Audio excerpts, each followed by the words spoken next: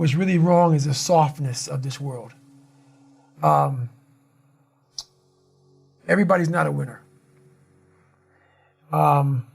There is failure. There is tons of defeat. We have to get that back.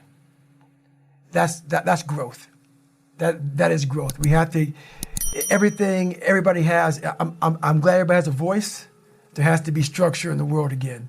There has to be accountability. Everybody's not right. Everybody's not right. Kids are kids, you know, and it kind of stems from there. People have to get a little bit of toughness back, a lot of toughness back, because the backbone of this world is built off of toughness. Not like I got to go out there and do push-ups and pull-ups and shit like that. It's not about that. Toughness is accountability.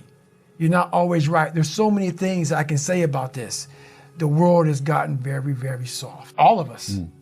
All of us. It's easy nowadays. We're so like technology is so fast. You know, no one's even going to the library. Why? Google the shit. Everything's easy. No one's ever cold anymore. No one's ever hot anymore. Everything is exactly the way we want it. Everything is exactly what we want it, when we want it. And that's how the world is. Everything is at our fingertips. And that causes you not to use the most powerful weapon in the world, which is your mind. Everything is easy. So when things get hard, how the hell can you rely on your brain when you don't know how to, because everything's so easy? So we're not utilizing it enough because everything is just there. And a lot of people, like for instance, I see men and women now are almost all the same. I see women carrying bags. I see women opening their own doors. Like this whole world is kind of meshed into one big person. All these customs and courtesies, all these things are just gone. Like, you know, the second that bell rings when the daggone airplane parks, everybody's just up. Versus a man seeing a woman that he's sitting by say, hey ma'am, is this your bag? It's all these small things. It's all these small self-disciplines. We're always rushing, aren't we? We're rushing everywhere. We're rushing. People aren't holding doors. It's all these small things, these small disciplines. Why do you make your bed in the morning time? When I was in the military, I never forgot. I was like, why the fuck are we folding our shirt up this way? Why? Why am I making these hospital corners 45 degrees and then folding my bed back 6 inches, the size of $1? Why am I doing this? All these small things that we do in life are building your mind up for discipline. And all those disciplines are gone. So that's the one thing that we're definitely missing is self-discipline. No one's gonna save you.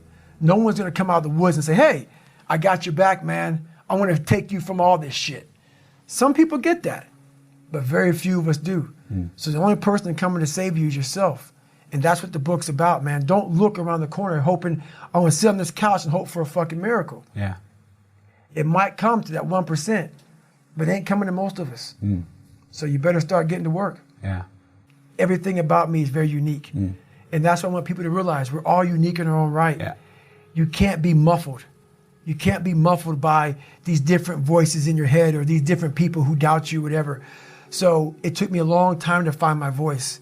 For the majority of my life, people disrupted my life, but I allowed them to.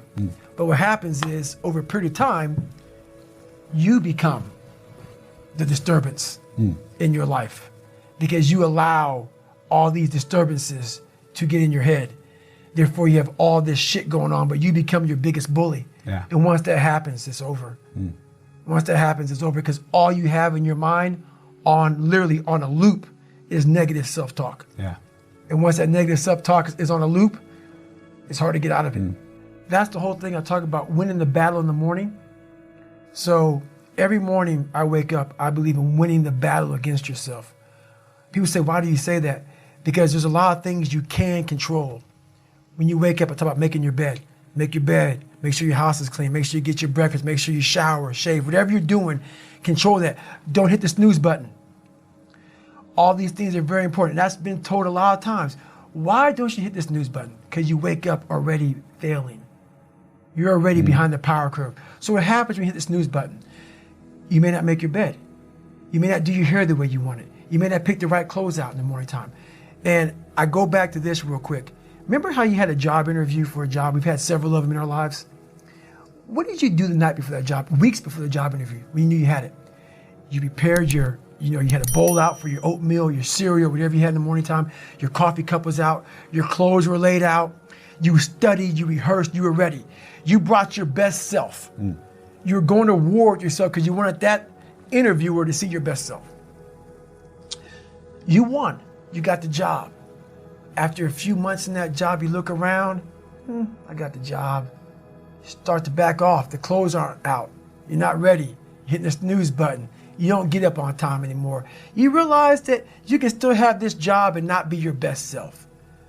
The interview you is gone.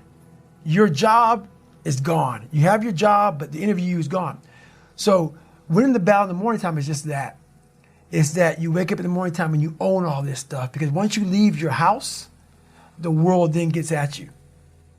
And that's why I believe in not getting up in the morning time and checking your phone immediately. Everybody does that. They get up, the first thing they do is grab their phone, look at the phone. Maybe bad news on there. So how's your day start off? I don't go to the gym. I don't make my bed. You're caught up now on that phone. That's how your day starts. You lost control. So once you win that battle in the morning time, then once you go out, now you've won. You go outside your house, you may lose your job, you may have a bad hit, but you won something. So you're going into battle having already won something. Having already won. So then if you hit the snooze button, you go out, you're just defeated already. You're behind the power curve. Now you've won something. You feel better about yourself. So now you're able to take these hits along the way. Yeah. So that's the mindset that I think it's important to bring with you every day you go, everywhere you go in life. Win what you can. You want to be in control of your mind. You want to be in control of your mind. Emotional people, they're a wreck. They control, that emotion controls your.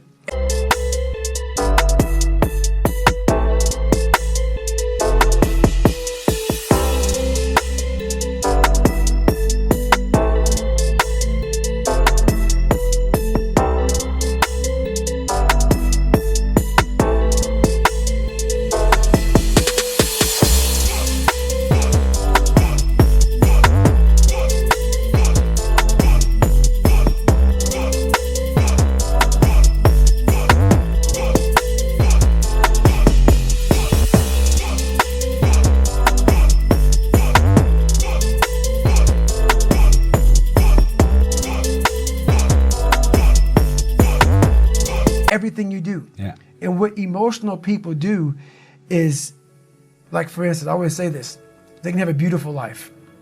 Husband or wife, kids, everything they want. But it's the one thing that they don't have that makes them emotional. So that emotion makes them focus on what they don't have. Emotion makes them focus on everything negative. Everything. Pity party, woe was me, this didn't happen. So your mind loves that. It loves talking to other people. Oh, this is all fucked up, man. Think about it. People love to bitch and complain about everything. So when you're sitting there, you may spend weeks, months, years bitching about the same thing. So what have you done? Nothing. There's no solution in that. Yeah. But most of us live there. Oh, this other guy got the pay raise. The other guy got this. The other guy got that. And we live in this emotional state of, woe was me. Nothing gets accomplished. Nothing gets accomplished. Yeah. Most people give you advice that works for them, especially in business. So make sure, once again, it's about having that good, solid core of people around you that truly care about what is best for you, not what's best for them. Yeah. My grandfather, when I was growing up, I was being bullied and all kind of shit. My grandfather looked at me and he said, you know what, man, you're not going to amount to shit because of how you hang your head. That's all he said. And as true and as real as it was, it hurt. And a lot of us, what we do is we hide from the truth. We don't want to tell people the truth. We see people every day, loved ones, friends, family members. We see them walking around. Everybody sees them. And they're not amounting to shit. They're fucking gaining weight. They're not going to school. But we live in a kinder, gentler world. So we don't say shit to them. We just watch them fail because why? We don't know what to say or how to say it. Or we may lose them as friends, or they may not love us anymore.